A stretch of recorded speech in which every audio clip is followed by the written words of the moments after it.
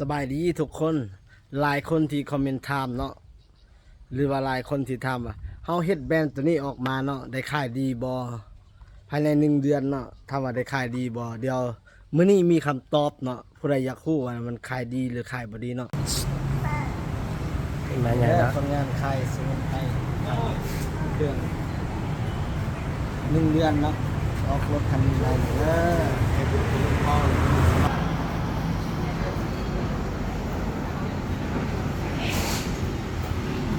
นี่แหละพี่น้อง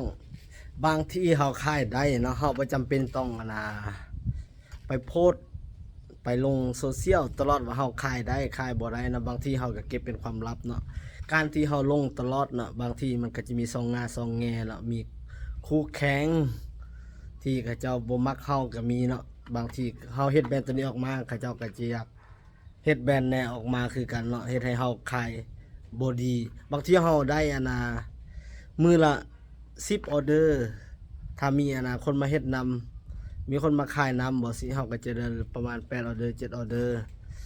คือเฮาขายได้แน่นอนอยู่แล้วเนาะตัวนี้เนาะผู้ใดอยากขายก็ขายบ่อยากขายก็บ่เป็นหยังเนาะคือเฮาก็รับตัวแทนเนาะถ้าตัวแทนมาขายนำก็ดีใจเนาะก็จะได้จะมีรายได้ไปพร้อมกันแต่ว่าถ้าบ่มีคนขายเฮาก็ขายเองก็ได้เนาะ